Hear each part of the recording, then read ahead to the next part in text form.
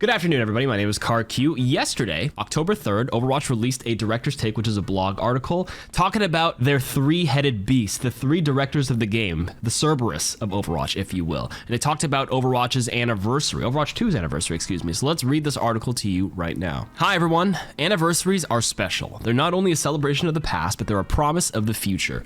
Tomorrow, which is today when you're watching this, is Overwatch 2's third anniversary, and it feels surreal that this version of Overwatch has been running for so long. This moment feels like an inflection point for Overwatch. So much has happened over the past 3 years, and every change has brought our game closer to its highest potential. Dion Rogers, which is the art director, Alec Dawson, who is the associate game director, and I, Aaron Keller, the actual game director of the game, sat down this past week to reflect on how we got here and where we're headed next. Oh my god, Cerberus, the three heads! Also, just want to point out, I think every old Overwatch head, I know I'm talking a lot about head today, every old Overwatch head probably assumes anniversary events are in May, because that's when Overwatch 1 came out. But Overwatch 2's anniversary has always been October 4th. Crazy how we're 3 years in now. So how did we get here and where are they headed next? What's the vision for Overwatch moving forward here? So Aaron Keller says, the process of creating the original Overwatch felt a bit like magic. Everything came together almost too easily. The art, engineering, design, production, and audio teams clicked and shared a strong vision of what that game could become. It's an experience I'll never forget and will always treasure. So he's talking about 2015, 2016 Overwatch. 2016 release, but obviously he was working on it in 2015, 2014. But as we progressed on Overwatch 2, some of that magic seemed to evaporate. If you're familiar with the history of the sequel's production, you'll also remember that the vision for what it was supposed to be changed over time. PvE. I think this article had to go through some editorial, so they're not going to say PvE outright. I'll put the words in your mouth for you. PvE. Anyways, that sense of working together in lockstep with the team retreated, and it was up to us to realign and redefine what this game was supposed to be. Dion chimes in here. He says, when we set out to build the sequel, our vision was not only to evolve the world of Overwatch, but to deepen its emotional impact and make every map, hero, and visual detail feel more alive and meaningful. Aaron now says, we created a strategy for the game. One that doubled down on the competitive PvP experience. We prioritized the competitive nature of the game and started marching in that direction with the help of new talent and team members who had big ideas, like our assistant game director, Alec Dawson. Alec chimes in here. My journey on Team 4 is a bit different than the origin stories of these two titans. I started at Blizzard on Hearthstone, creating expansions through Voyage to the Sunken City. It was an amazing experience, but I eventually got the urge to try something a little different. I joined a smaller project that sadly didn't make it and ended up without somewhere steady to land. That was a scary moment for me, but I started looking for a new home. I'd always loved Overwatch and had been playing since launch, and I even made it a habit of going to Overwatch League matches with coworkers and friends. Bracket, I own a custom Gladiators Kigurumi. Shields up. Sorry, Scott. Anyways, when I knocked on the door and Overwatch ushered me inside warmly in the summer of 2022, I couldn't have been happier. I couldn't have felt more at home. We spent a while finding our rhythm and footing leading up to launch, which continued after October 2022, since there were new leads, myself included, in key places on the team, but it was time well spent. Our team developed trust while Overwatch 2 found its identity. As time went on and we found ourselves improving on many fronts, it gave us the ability to back up a bit and think more structurally about how we plan an Overwatch year. How could we plan for more impactful seasons and surprise players? We needed something more. And Aaron says, and then you had something in mind, right? Okay, I guess here are some takeaway points here. Alec seems like he pitched perks. Pitching perks shortly after Season 9 was one of the more challenging things I've worked on throughout my career. On paper, it all made sense. Add more vectors to the game so we can have more options for seasonal updates? Awesome. Giving players a way to alter their heroes slightly during a match and adapt without hero switching? Great. And being able to surprise Overwatch players with a big gameplay shift? Let's go for it. That said, some gameplay loops are so entrenched that they can approach an almost sacred status. There's always a lingering fear that shaking them up or adding unnecessary fluff can detract what makes those game experiences special. To me and many others on the team, Overwatch's gameplay loop was in that state. We revered in it. Is that how you say that word? Revered? Honestly, I just want to pause right here and take a look at this quote here. Some gameplay loops are so entrenched, like basically people are just so comfortable and they feel almost sacred, right? There's a lingering fear that shaking them up can detract what makes them special. So they're just worried. They're worried that it would just ruin what was already good, what didn't need changing. And what doesn't need changing is a bit subjective from person to person, right? So they were scared to swing the bats for a long time, but they definitely needed to do it, and I'm glad they did. Anyways, Aaron says, over time, those risks began to play off. Our community noticed the changes and improvements we were making, and so we gradually started making those bigger and bolder.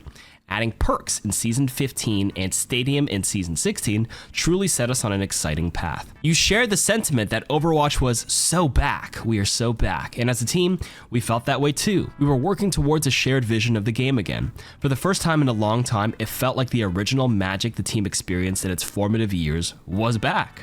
Oh shit. Okay, Dion, the art director, says, the journey to Overwatch 2 has been challenging and transformative for both the game and for me personally. Each year brought its own lessons about leadership, about listening, and about embracing change.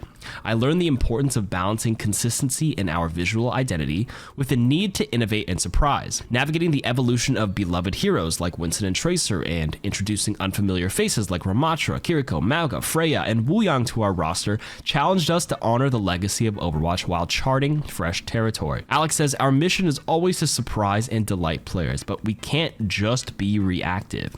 We have to build for the long term and continue to improve the game. Sometimes that takes disrupting the status quo.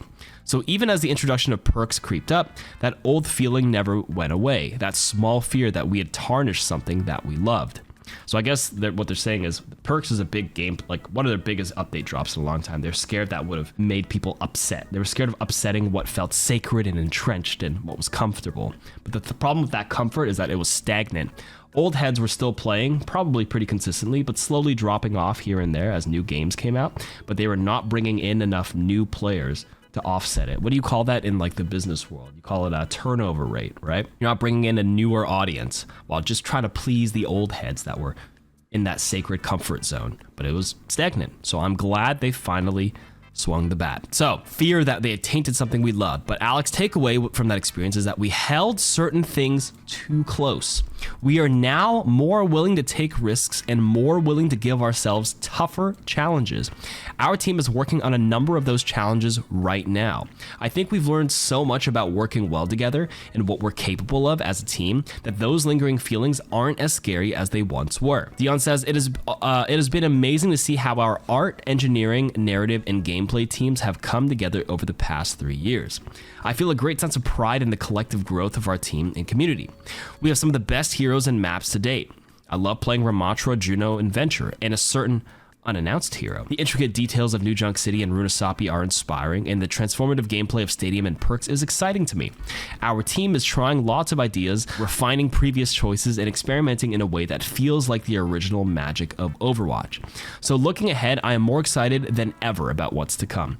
Without giving too much away, I can say that the future holds bold new directions, both visually and thematically. Oh, shit.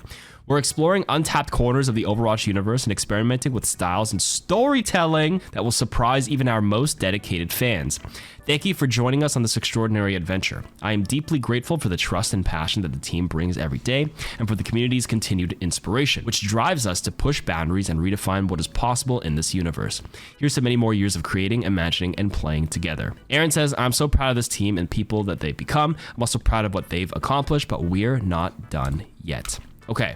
Aaron finally concludes with, in our last director's take, I talked about the strategy of releasing 2 large beats each year, as well as the team's willingness to take more risks with the game. Each time we planned one of those larger releases, such as Perks in Season 15, we had a lot of trepidation.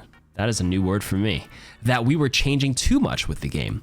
Each of those seasons, like, okay, hold on. This feels like one of those like right-click, find synonym on Microsoft Word that I used to do all the time when I was a teenager. Can we hit a definition of this on the screen? Thank you. That we were changing too much with the game. Each of those seasons felt huge to us as we were building them. But after they launched, I would look back and think that we could have done even more. Season 18, so this current season with Wuyang, was the first time that I think we crossed the finish line for what a solid mid-year mid-year beat ought to be. So this I guess what they're saying is revamping each of like one perk for every hero kind of got switched up this season 18, right? It felt impactful, but it is the mid-year beat, so the start of the year will be even better. We're looking forward to what we can accomplish in the future together with bigger aspirations, a shared vision of for what Overwatch is and has the potential to be, and the drive to make a huge impact with our future releases. We can't wait for you to see them. From the bottom of our hearts, we'd like to thank you for going on this journey with us for the last 3 years, so we hope that you'll join us for another 3. They're going to be pretty wild, so buckle up and let's make a great game. Okay, I'm going to be honest, this is a pretty mild article. I thought they would allude and foreshadow a little bit more than what they actually said. The reflection part was nice, looking back and all that stuff, and what they're headed next isn't something new that we haven't heard already. They're going to do 2 big beats a year. This is the mid-year beat, so the new big year beat should be next February 2026. And they have hinted that in 2026, year 10 of Overwatch overall, not Overwatch 2. Overwatch 2 is 3 years now, but Overwatch next year, 2026, will be the 10-year mark, right? The decade anniversary.